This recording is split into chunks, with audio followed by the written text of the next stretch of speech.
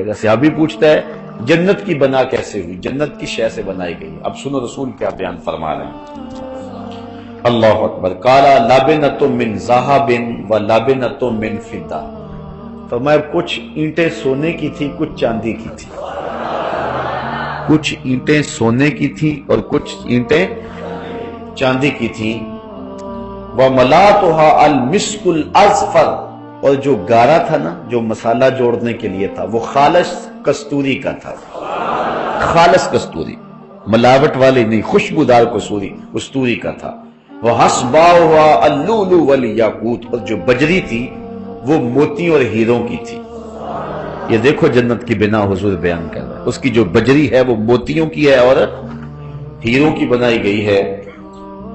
وَتُرْبَتُهَا الزَّعْفَرَانُ.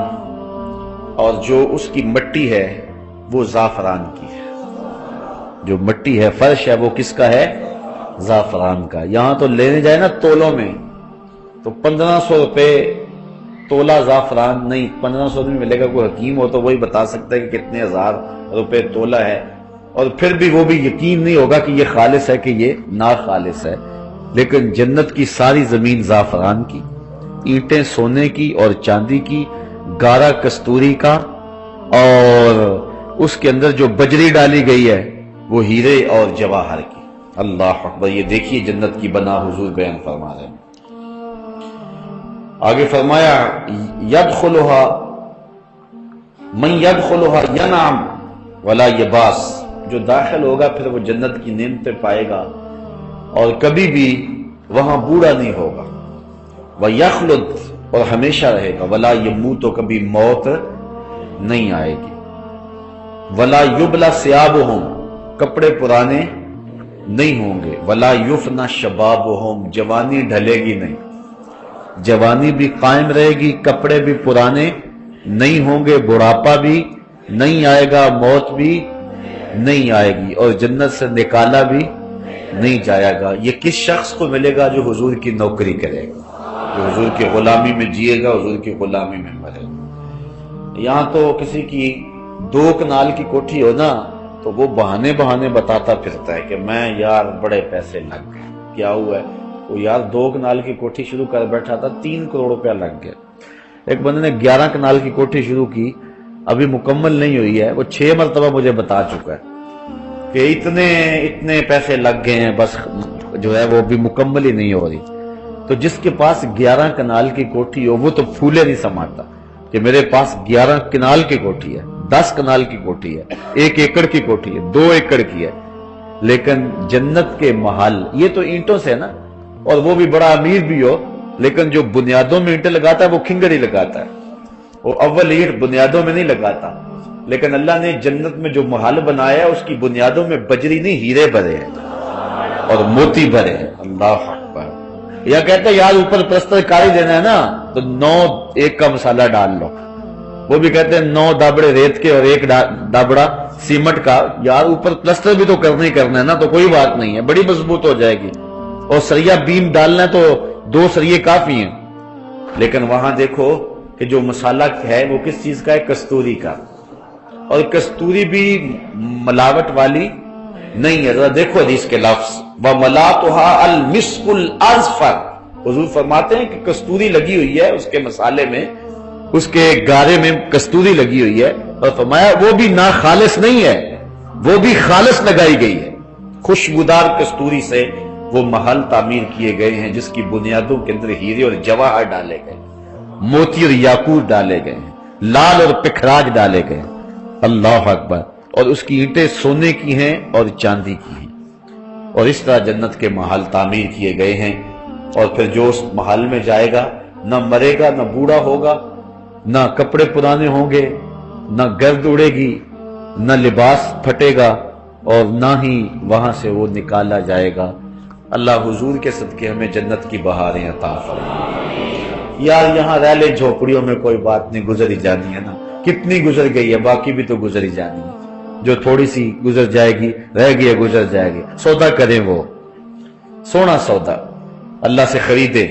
اللہ اکبر، اللہ اکبر. اللہ تعالیٰ اپنے خاص کرم سے ہمیں وہ نصیب فرمائے اچھا ہم اچھے تو نہیں ہیں، اعمال بھی اچھے نہیں ہیں، تو شیخ سعدی شرازی علیہ رحمہ کا مجھے شعر یاد آیا، میرے والد گرامی اس کو بڑے ذوق سے پڑھا کرتے تھے. شنیدم کے در روز امید و بیم، شنیدم کے در روز امید و بیم، بداں را بنیکاں ببخشد کری. شیخ سعدی کہتے ہیں میں نے سنا ہے قیامت کے دن اللہ تعالیٰ بروں کو نیکوں کے صدقے بخش دے گا. اس لیے من گرچہ از پاکاں نیم با پاکاں بستہ. ایک شیخ کہتا ہے کہ میں اگرچہ پاک نہیں ہوں لیکن پاکوں کے ساتھ جڑا ہوا تو ہوں نا، میں حضرت شاہ نقش بند بخاری کی لڑی سے وابستہ تو ہوں نا، اس لیے اللہ میرے اوپر کرم فرما دے گا. کبھی آپ نے دیکھا ہے گلدستہ جو بازار میں بکتا ہے پھولوں کا، تو اس کو جو باندھا ہوا ہوتا ہے وہ تو گھاس سے باندھا ہوا ہوتا ہے، تو جو قدر و قیمت ان پھولوں کی ہے وہی گھاس کی ہو جاتی ہے. شیخ سعدی نے یہاں ایک اور مثال دی، فرماتے ایک دن میں حمام میں گیا تو میں نے مٹی سونگھی تو اس سے خوشبو آ رہی تھی. میں نے کہا تو مشک ہے یا عنبر؟ اس نے کہا میں مٹی ہوں لیکن جمال ہم نشیں در من اثر کر وگر نہ من ہما خاکم کے ہستم. میں چند دن پھول کی جڑوں میں بیٹھی رہی ہوں اور میرے ہم نشیں کا جمال میرے اندر تاثیر کر گیا. ہوں تو اوقات کی مٹی، ذات کی مٹی، لیکن پاکوں کی سنگت اور صحبت اور پھولوں کی خلوت اور پھولوں کی جلوت نصیب ہو گئی اور میرے من میں خوشبو بس گئی. اس لیے اللہ والوں کی صحبت اور نیک لوگوں کی سنگت اور ان کے ساتھ نسبت انشاءاللہ مٹی کو بھی قیمتی کر دے گا اور ہماری خاک بھی ٹھکانے لگ جائے گی. اللہ اپنے کرم سے اپنے فضل سے ہمیں اپنی رحمتوں کا حصار اور سایہ نصیب فرما. وَأَنْهُ، اور انہی سے یعنی حضرت ابو ہریرہ سے ہی ایک دوسری روایت ہے، قال قال رسول اللہ صلی اللہ علیہ وسلم ما فی الجنت شجرۃ الا وساقها من ذهب، رواہ الترمذی. یہ بھی ترمذی کی روایت ہے. پہلی روایت ترمذی، احمد اور دارمی کی تھی. حضرت ابو ہریرہ فرماتے ہیں جنت میں کوئی درخت ایسا نہیں ہے کہ جس کا تنا جو ہے وہ سونے کا نہ ہو. جنت کے ہر درخت کا تنا کس کا ہے؟ سونے کا. واہ واہ، کیسی اللہ تعالیٰ نے جنت سجائی اور سنواری.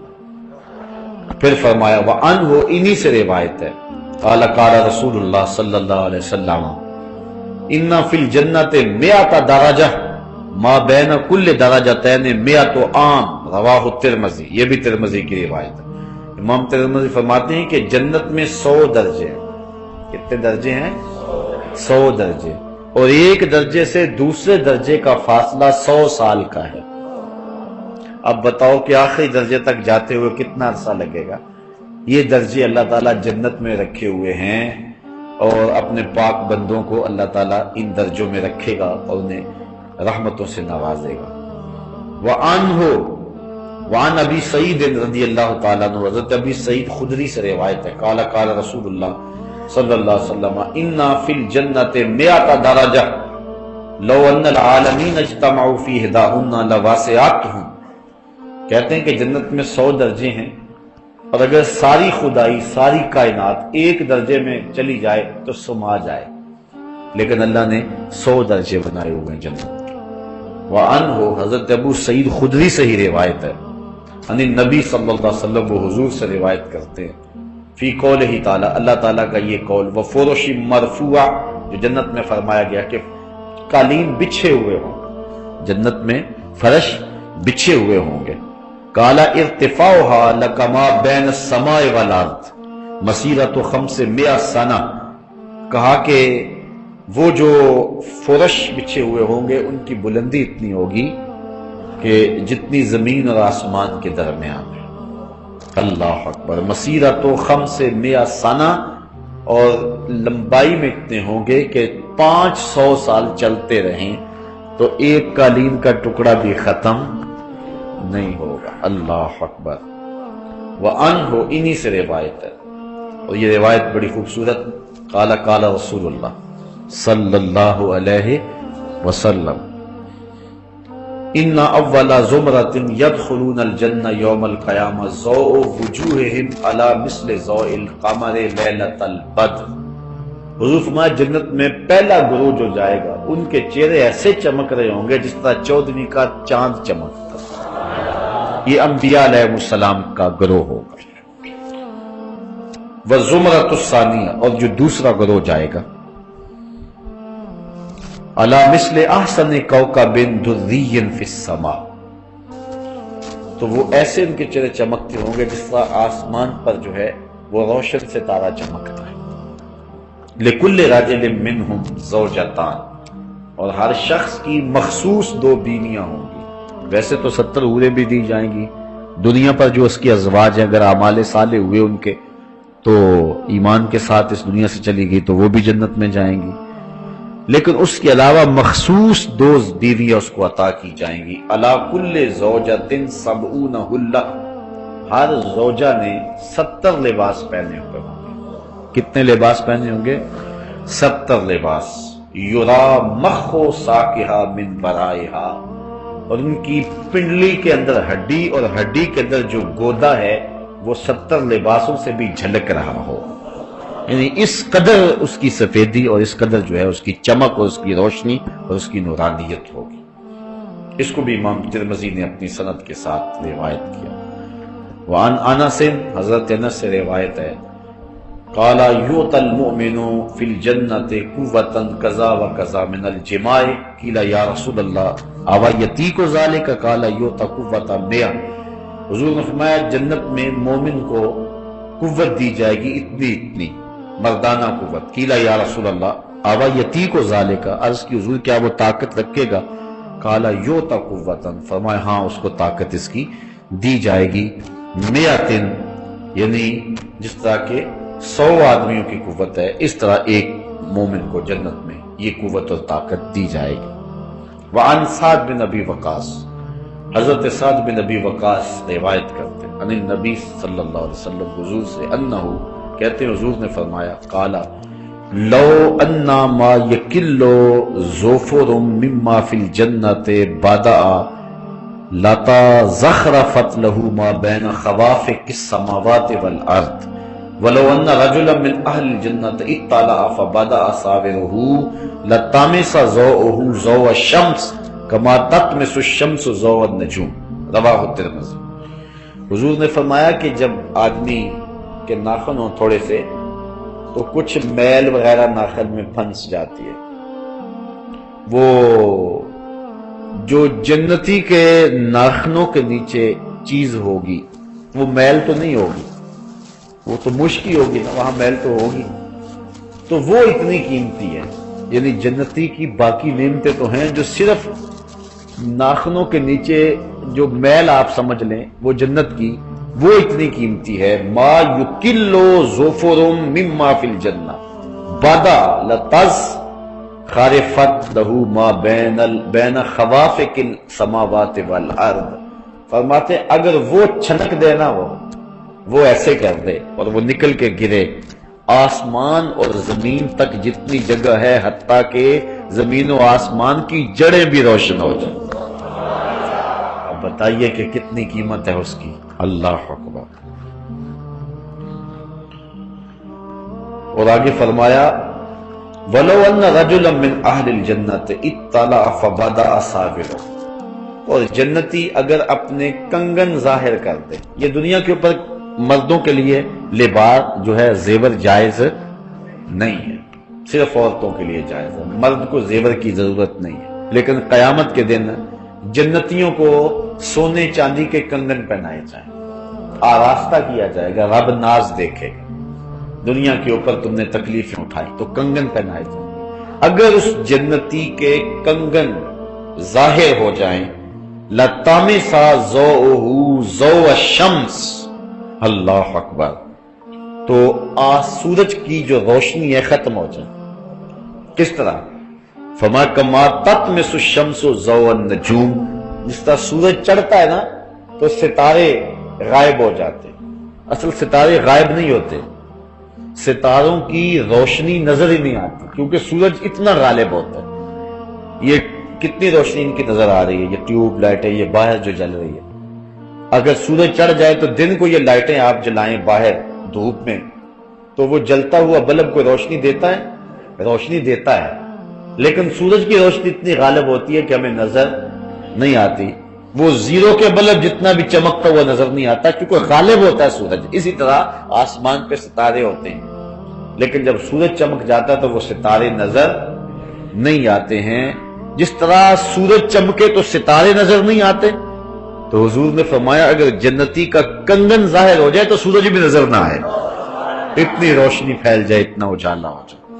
اللہ اکبر کبیر۔ وعن ابی ہریرہ قال قال رسول اللہ صلی اللہ علیہ وسلم، حضرت ابو ہریرہ سے روایت ہے، یہ بھی امام ترمذی اور سنن دارمی نے روایت کی۔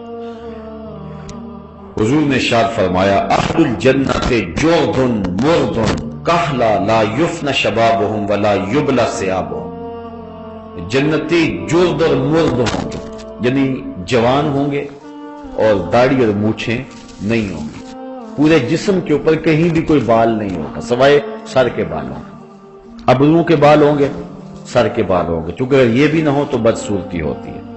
باقی یہ بازوؤں کے اوپر، ٹانگوں پہ، باقی اعضائے بدنیہ کے اوپر جو بال ہیں، داڑھی کے بال، یہ کچھ بھی نہیں ہوگا، بال کوئی نہیں ہوگا، صرف چند انبیاء علیہ السلام کی داڑھی ہوگی اعزاز و تکریم کے لیے، باقی سارے لوگ جو ہے وہ جرد اور مرد ہوں گے، جوان ہوں گے اور ریش نہیں ہوگی، کہلا، اور آنکھوں میں قدرتی سرمے کی دھاریاں لگی ہوئی ہوں، لا یفنا شبابہم، اور شباب ڈھلے گا نہیں، ولا یبلا ثیابہم، اور کپڑے بھی پرانے نہیں ہوں گے۔ اس پر ایک اور حدیث دیکھ لیں، حضرت معاذ بن جبل روایت کرتے ان النبی صلی اللہ علیہ وسلم قال، حضور نے ارشاد فرمایا یدخل اہل الجنت الجنت جردا مردا مکحلین ابناء ثلاثین او ثلاث و ثلاثین سنۃ، رواه الترمذی۔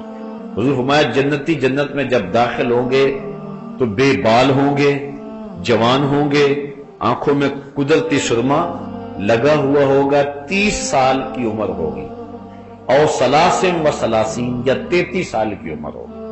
زیادہ لوگوں کا قول یہی ہے کہ حضرت عیسیٰ علیہ السلام جب آسمان پہ اٹھائے گئے تھے تو ان کی 33 سال عمر تھی، 33 سالہ جوان ہوں گے، لیکن 33 سال کے اندر جا کر کچھ آثار بڑھاپے کے پیدا ہونے لگ جاتے، لیکن ایسا نہیں ہوگا، لیکن عمر 33 سال کے لگ بھگ ہوگی، جرد اور مرد ہوں گے، بڑھاپے کے آثار نہیں ہوں گے، کپڑے جو ہے وہ پرانے نہیں ہوں گے، چھوٹے نہیں ہوں گے، سرما لگا ہوا ہوگا۔ اللہ اکبر۔ تو اس حالت کے اندر جو ہے جو بھی جنت میں جائے گا، اگر کوئی بوڑھا بھی ہے تو جنت میں جوان ہو جائے گا۔ اس لیے ایک عورت آئی حضور کے پاس، بوڑھی خاتون، عرض کی حضور میرے لیے دعا کرو میں جنت میں چلی جاؤں۔ فرمایا بوڑھی عورتیں جنت میں نہیں جائیں۔ اچھا اس نے رونا شروع کر دیا، فرمایا نہیں بوڑھی عورت تو جنت میں جا ہی نہیں سکتی، اس نے اور رونا شروع کر دیا۔ پھر آقا مسکرائے، فرمایا جو بھی جائیں گی جوان ہو کے جائیں گی، بوڑھی کوئی نہیں جائے گی۔ تو یہ حضور کا مزہ تھا جو حضور کبھی کبھی فرما لیا کرتے تھے۔ تو اس لیے یہاں اگر کسی کو گھٹنوں سے اٹھا نہیں جاتا اور کمر میں درد رہتا ہے، سر میں شدید درد ہے، پولیو کا مارا ہوا ہے، دکھوں کا مارا ہوا ہے، بڑے دکھ ہیں، تکلیفیں ہیں، لیکن جنت میں نہ کوئی تکلیف، نہ کوئی پولیو، نہ کمر درد، نہ سینے کا درد، نہ کوئی مرض، نہ کوئی بیماری۔ آج تو کسی کے کپڑے بیچارے کے پھٹے پرانے، اس دن ایسا نہیں ہوگا، کپڑے بھی نئے، لباس بھی خوبصورت، چہرہ بھی خوبصورت، چاند بھی شرمائے، سورج بھی شرمائے۔ اللہ اکبر۔ تو یہ جنت اللہ تعالیٰ نے اپنے بندوں کے لیے تیار رکھی ہے، اور بندوں کس طرف لگے ہوئے ہو؟ اللہ کہتا ہے میں نے جنت تمہارے لیے سجائی ہے، تم تصور بھی نہیں کر سکتے جو میں نے وہاں تمہارے لیے بنا دی ہے۔ تو آؤ ذرا تم جو ہے اس جنت کے لیے، لوگ آج پیرس کو دیکھنے کے لیے بے تاب ہیں، وہ جائیں نا آپ کبھی وہاں ایمبیسی میں، تو وہاں لوگوں کا شوق ہوتا ہے جب وہ ملتا ہے نا جو ہے وہ پاسپورٹ ہے، تو اس وقت اس طرح دل لوگوں کے دھڑک رہے ہوتے ہیں، رنگ اڑا ہوا ہوتا ہے کہ کہیں میرا جو ہے وہ ویزا ہی نہ رہ جائے۔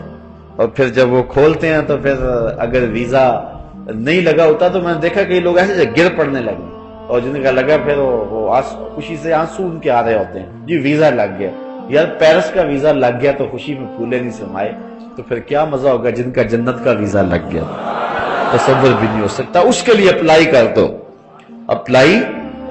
دو اور پھر معرفت حضور کی لکھ دو، انشاءاللہ یہ اللہ کے کرم سے یہ ویزا لگ جائے گا۔ اور جس کا لگ گیا، اللہ تعالیٰ فرماتا ہے وجوہ یومئذ ناعمہ، اس دن کچھ چہرے تر و تازہ ہوں گے اور کچھ چہرے اس دن جو ہیں وہ مرجھائے ہوئے ہوں گے۔ چہرے سے پتہ چلے گا یہ جنت میں جا رہا ہے یا جنت میں جا رہا ہے۔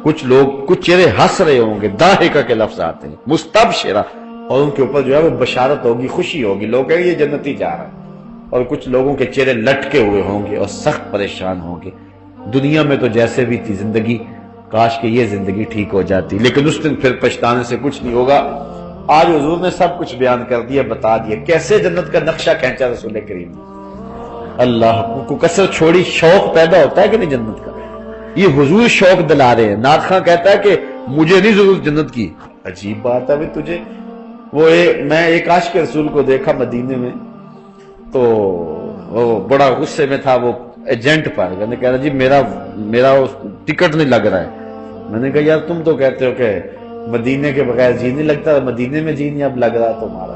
تو عجیب سی کہانیاں ہیں۔ حضور نے تحریف دلائی ہے نا، حضور نے جنت کا نقشہ کھینچا ہے۔ ایک ایک چیز جو صحابہ کو بتا رہے ہیں، صحابہ آگے بتا رہے ہیں۔ حضور صحابہ، اللہ محبوب کو بتائے کہ محبوب میں نے تیرے غلاموں کے لیے ایسی سونی جنت بنائی ہے۔ محبوب آگے اپنے غلاموں کو بتائیں، غلاموں آئے ہیں دکھ تمہیں، بدر میں تکلیفیں سہی ہیں تم نے، احد میں تم نے تکلیفیں سہی ہیں، لیکن حوصلہ رکھو، تمہارے لیے رب نے بڑا کچھ بنایا ہوا ہے۔ اور پھر صحابہ آگے تابعین کو بتائیں، تابعین آگے تبع تابعین کو بتائیں، وہ آگے پھر بتائیں، وہ آگے بتائیں، وہ آگے بتائیں۔ اچھا اب آگے کہتے ہیں ہمیں لوڑ ہی کوئی نہیں جنت کی۔ عجیب بات ہے، تمہیں نہیں ہوگی، ہمیں تو بڑی لوڑ ہے، ہم تو جائیں گے جنت میں انشاءاللہ۔ ہمیں تو آرزو ہے، اس لیے کہ ہمارے آقا بھی تو جنت میں ہی ہوں گے نا، اس لیے حضور بھی وہاں ہوں گے۔ حضرت شیخ شہاب الدین سہروردی سے آپ کے ایک مرید نے سوال کیا۔ مرید پوچھتا ہے حضرت کہ اس دنیا میں سب سے افضل جگہ کون سی ہے؟ شیخ فرمانے لگے بیٹے وہی جگہ جہاں حضور تشریف فرما، یعنی مدینے کی وہ مخصوص جگہ جہاں جلوہ فراز۔ تو کہا پھر ہم جنت کی آرزو کیوں کرتے ہیں؟ ہم جنت کی آرزو کیوں کرتے ہیں؟ شیخ نے نہیں کہا کب ہم کرتے ہیں، اساں جنت کی کرنی ہے، شیخ نے نہیں کہا۔ کہنے لگا بیٹا جب حضور یہاں ہے دنیا پہ تو یہ جگہ افضل ہے، جب جنت میں جائیں گے تو جنت افضل ہوگی۔ اس لیے تو ہم جو ہے وہ حضور کے پیچھے پیچھے ہیں، جدھر جدھر حضور ہوں گے ہم بھی حضور کے پیچھے پیچھے ہیں۔ تو اس لیے یہ ہماری آرزو ہے، اور یہ دعا مانگا کرو کہ اللہ جنت عطا فرمائے۔ جو کہتا ہے کہ مجھے لوڑ نہیں، مرضی اس کی، لیکن ہمیں جنت چاہیے، چونکہ اس جنت کی تحریف ہمیں حضور نے دلائی ہے، جنت کی تحریف ہمیں حضور نے دی ہے۔ اب حضرت اسماء بنت ابی بکر رضی اللہ تعالی عنہا، حضرت ابو بکر صدیق رضی اللہ تعالی عنہ کی صاحبزادی نے بھی حدیث بیان فرمائی ہے، ذرا وہ بھی سنیں، چونکہ آج کل حضرت ابو بکر صدیق کے ایام چل رہے ہیں، لہذا کیسا گھر تھا، گھر کی بیٹیاں بھی حضور کی حدیثیں بیان فرماتی۔ حضرت اسماء رضی اللہ تعالی عنہ بنت ابی بکر قالت فرماتی ہیں سمیت رسول اللہ، کہتی ہیں میں نے بھی حضور سے سنا ہے، کیونکہ حضور ان کے گھر آیا کرتے تھے، اور پھر ان کی سکی ہمشیرہ حضرت عائشہ رضی اللہ تعالیٰ عنہ، یہ حضور علیہ السلام کی زوجہ محترم تھی اور یہ ادھر بھی جایا کرتی تھی۔ پھر مدینے کی عورتوں نے عرض بھی کیا تھا حضور سے، عرض کیا حضور ساری موجیں مرد ہی اڑا رہے ہیں، ایک دن ہمارا بھی مقرر کر دے، ہمیں بھی کچھ عطا فرمایا۔ پھر حضور نے ہفتے میں ایک دن خواتین کے لیے مقرر فرمایا تھا، کسی مقام پہ عورتیں جمع ہوتی تھی اور حضور جا کے انہیں ارشادات فرمایا کرتے تھے، اس لیے صحابیات نے ڈائریکٹ حضور سے سنا ہے۔ حضرت اسماء رضی اللہ تعالیٰ عنہ فرماتی ہیں سمیت رسول اللہ صلی اللہ علیہ وسلم، میں نے حضور سے سنا، وذکر لہ سدرۃ المنتہی، حضور کے سامنے سدرۃ المنتہی کا ذکر کیا گیا، سدرۃ المنتہی کا ذکر کیا گیا۔ قال یسیر الراکب فی ظل الفنن منہا مئۃ سنہ، تو حضور نے ارشاد فرمایا سدرہ ایسی ہے کہ جس پر 100 سال اگر کوئی سوار چلتا رہے تو ختم نہ ہو۔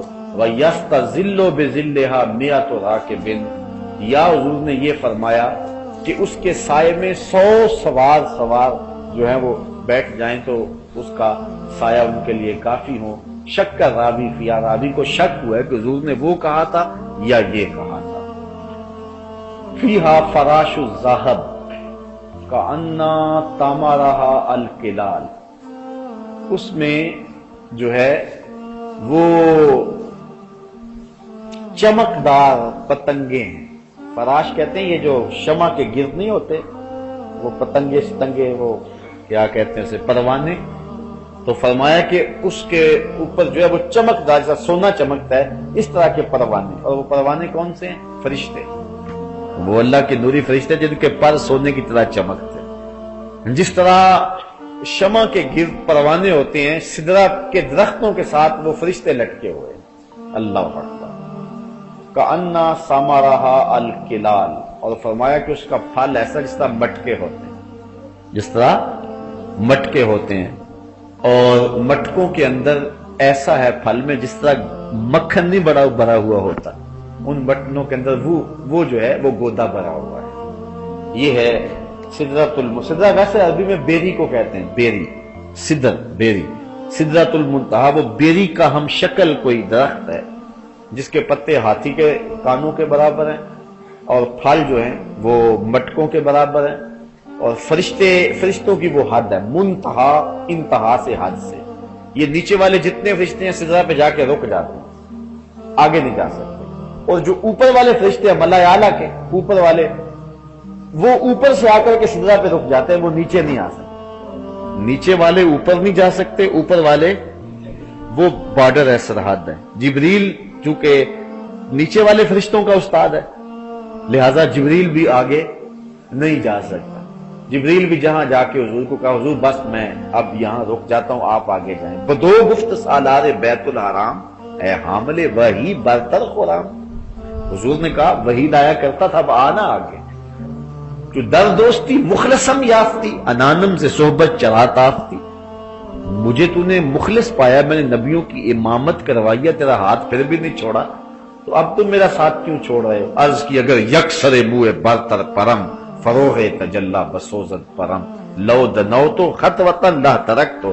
اگر میں ایک بال بھی آگے بڑھوں تو جل کے راکھ ہو جاتا ہوں. جبریل بھی رک گئے، نور بشر دا جھگڑا چلیا تے سدرہ تے جا کے گل مک گئی. کوئی فلک تے رہ یار گیا، کوئی جا سدرہ تے ہار گیا. ایک کالیاں زلفاں والا سی جڑا عرش تو بھی لنگ پار گیا.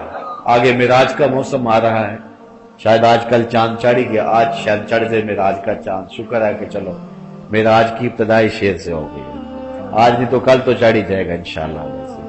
تو انشاءاللہ اس شیر کو یاد رکھیں. کوئی فلک تے رہ یار گیا، کوئی جا سدرہ تے ہار گیا. ایک کالیاں زلفاں والا سی، ایک سونے چہرے والا سی جڑا عرش تو بھی لنگ پار گیا. پھر کہاں تک گیا؟ اعلیٰ حضرت سے پوچھئے. خرد سے کہہ دو کہ سر جھکا لے، گماں سے گزرے گزرنے والے، یا خود پڑے ہیں جہت کو لالے. کوئی کیا بتائے کدھر گئے تھے؟ سراغ عین و متا کہاں تھا، نشان کیف و الا کہاں تھا.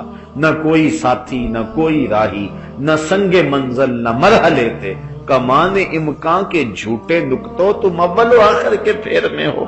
محیط کی چال سے تو پوچھو کدھر کو آئے کدھر گئے تھے. وہی ہے اول، وہی ہے آخر، وہی ہے ظاہر، وہی ہے باطن. اسی کے جلوے اسی کو ملنے، اسی سے اس کی طرف گئے تھے. کمان حیرت میں سر جھکائے، عجیب چکر میں دائرے تھے. کہاں تک گئے جہاں کسی کا گمان بھی، کوئی حد ہے ان کے عروج کی. بلغ العلاب کمالہ. تو حضور نے ارشاد فرمایا کہ وہاں اس کے سدرۃ المنتہا کے جو پھل ہیں وہ مٹکوں کی طرح، چاٹیوں کی طرح، اور ان کے اندر مکھن جس طرح بھرا ہوا ہوتا ہے اس طرح کا گودا. وعن انس، حضرت انس سے روایت ہے. اچھا صحابہ پوچھتے گئے، حضور بتاتے گئے. چھڑا تھا نا تذکرہ جنت کا، تو صحابہ پوچھتے رہے. سئل رسول اللہ صلی اللہ علیہ وسلم، صحابہ سے پوچھا گیا، حضور سے پوچھا گیا، مل کوثر، حضور یہ کوثر کیا ہے؟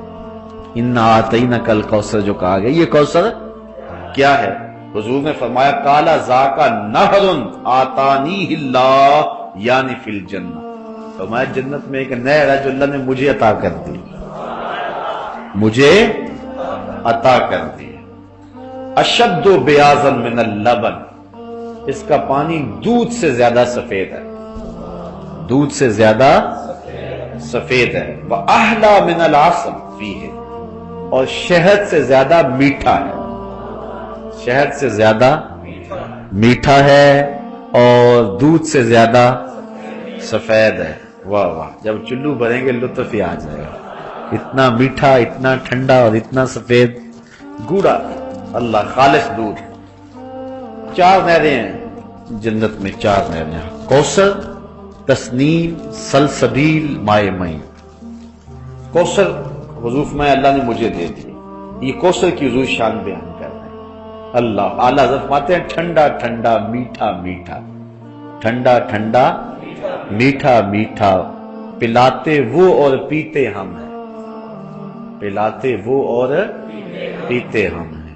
اور اعلیٰ حضرت نے ایک اور جگہ، جس کی 2 بوند ہیں کوثر و سلسبیل، ہے وہ رحمت کا دریا ہمارا نبی۔ تو کہا احلا من العسل فیہ تیر، اللہ تیرے منہ میں کوثر کا پانی ڈال دے۔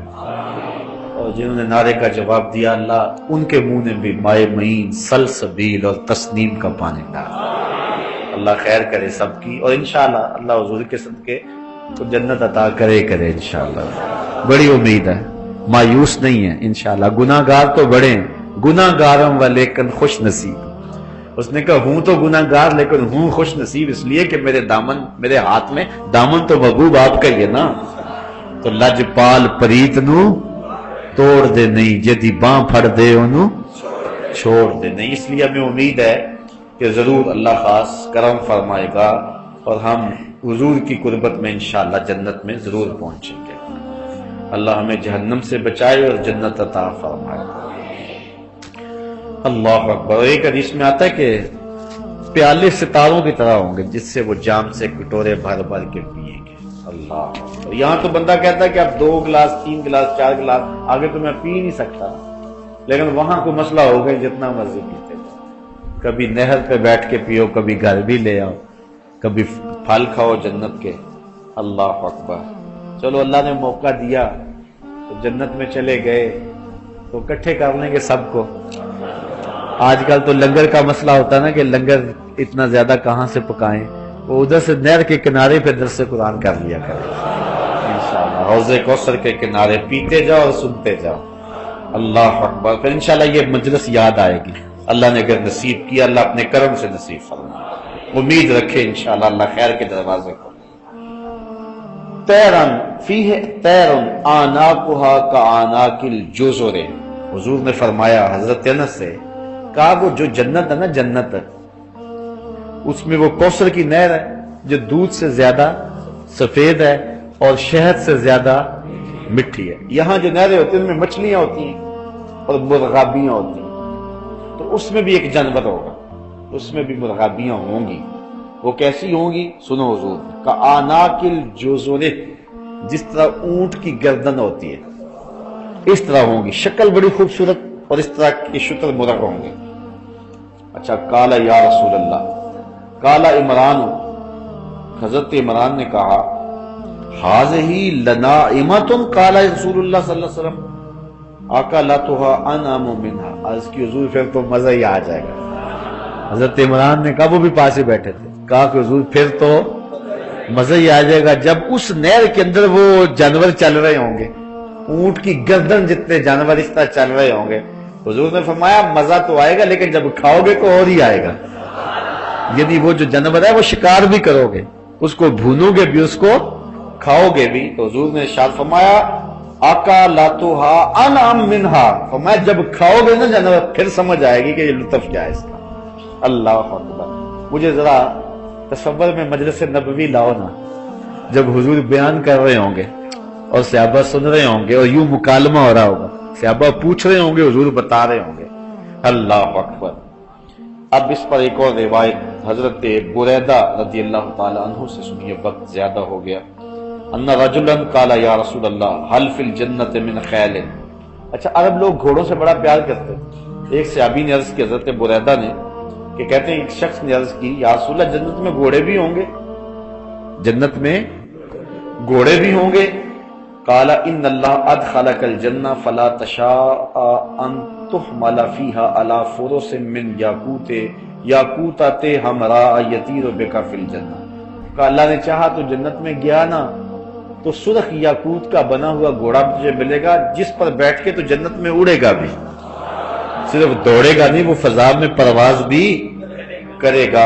ایسو شیتا الا فعلتا، جہاں تو چاہے گا تو فرمایا وہ تجھے وہاں لے بھی جائے گا۔ وَسَأَلَهُ رَجُلًا، اچھا ایک آدمی اور اٹھ کے کھڑا ہو گیا، اس نے گھوڑے کی بات کی تو مجلس میں سے ایک آدمی اور اٹھ کے کھڑا ہو گیا۔ فقال یا رسول اللہ هل فی الجنت من ابل، حضور جنت میں اونٹ بھی ہوں گے؟ عرب اونٹ سے بڑا پیار کرتے تھے، اونٹ بھی ہوں گے؟ گھوڑے والے کی تو بات حضور نے بتا دی، اونٹ والے نے پوچھا اونٹ بھی ہوں گے؟ حضور نے ارشاد فرمایا سنو، قالا فلم یکن لہو ما قال لصاحبہ، اللہ اکبر، فلم یکن لہو ما قال لصاحبہ، جو گھوڑے والے کو حضور نے کہا نا وہ اونٹ والے کو نہیں کہا، حضور نے وہی جواب اس کو نہیں دیا، بلکہ کیا کہا؟ فقالا ان یدخلک اللہ الجنہ، اگر اللہ تجھے جنت میں داخل کرے، یکن لک فیہا مشتہت نفسک ولذت عینک، حضور نے صرف یہ نہیں کہا کہ تیرے لیے وہاں جو ہے وہ اونٹ ہوگا، کہا اگر تو جنت میں گیا نا اونٹ کیا جو بھی چاہے گا ہوگا، جو بھی، اگر خان صاحب کا پروگرام بنانا کہ پہرا دینا یہاں تو وہاں فرمایا جائے گا چل ان محلوں کا تو پہرا بھی دے لے، پہرے کی بھی ڈیوٹی لگا ہی دی جائے گی، جو چاہے گا اللہ تعالیٰ وہ پورا فرمائے گا۔ اور اگر ان کا یہ جی چاہا کہ کوئی درس قرآن ہی ہو جائے اور میرے ہاتھوں میں چٹے ہوں اور میں ایک ایک دروازے کو کھٹکھٹاؤں تو پھر اللہ یہ آرزو بھی ان کی پوری کر دے گا انشاءاللہ۔ اللہ نے چاہا تو جنت میں گئے تو انشاءاللہ ہماری آرزو تو یہی ہونی ہے نا، ہماری تمنا تو یہی ہونی ہے۔ اس بات میں ایک اور روایت سن لیجئے، وعن ابو ایوب، حضرت ابو ایوب انصاری روایت کرتے ہیں، اتن نبی صلی اللہ علیہ وسلم عربی، ایک دیہاتی حضور کے پاس آیا، فقال یا رسول اللہ، کہنے لگا، اچھا دیہاتی حضور کے پاس آتے تھے نا بڑے بے تکلف ہوتے تھے، جو شہری صحابی تھے وہ ہر وقت جو کہ حضور کے پاس رہتے تھے آداب نبوت جانتے ہوتے تھے، جو دیہاتی آتے ہوتے تھے بس وہ سیدھی سیدھی بات کرتے تھے، آقا کریم علیہ الصلوۃ والسلام ان کی باتوں سے بڑے معزوز ہوتے۔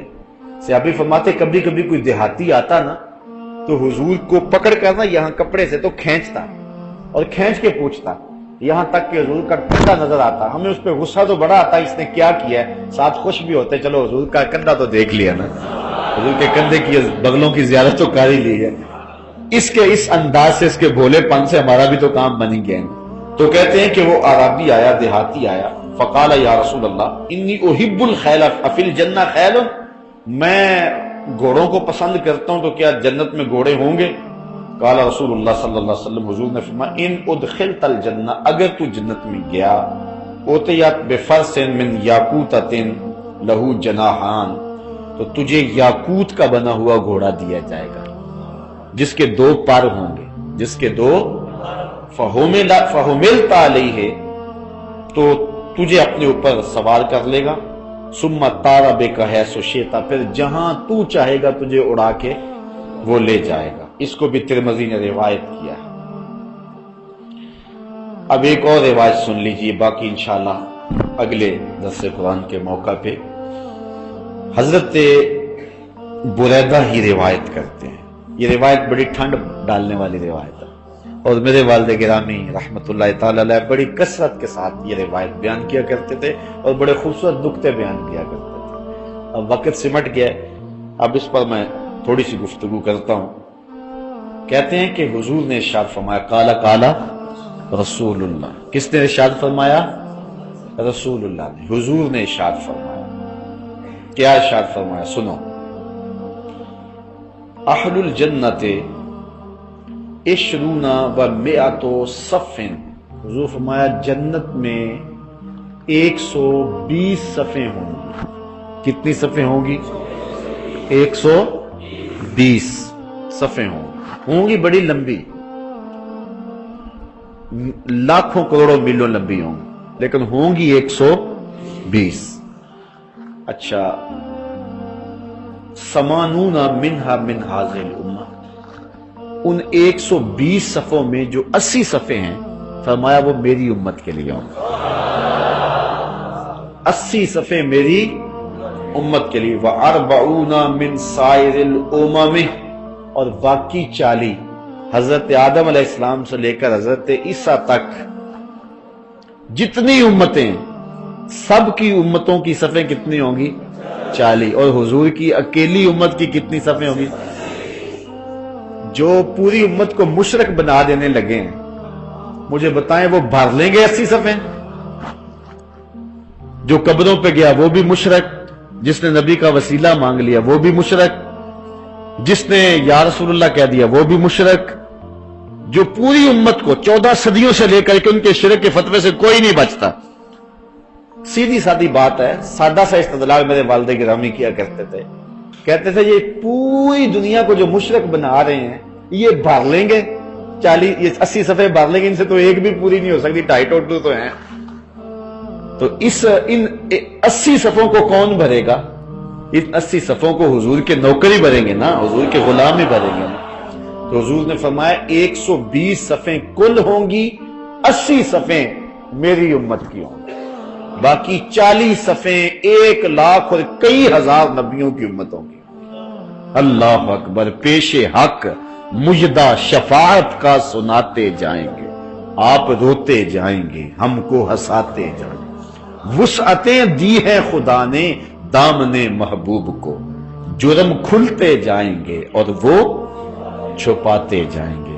اس لیے باغ جنت میں محمد مسکراتے جائیں گے، پھول رحمت کے گریں گے، ہم اٹھاتے جائیں گے انشاءاللہ۔ اللہ نے چاہا حضور کے صدقے سے اللہ ہمیں اچھے عمل کرنے کی توفیق دے، کہ جس جنت کا نقشہ حضور نے کھینچا ہے اللہ ہمیں وہ جنت نصیب فرمائے، اور اللہ جس جہنم کا ذکر ہوا اللہ اس جہنم سے ہمیں محفوظ فرمائے، اس کے کرم سے ممکن ہے اللہ اپنی رحمتیں دے۔ وآخر دعوانا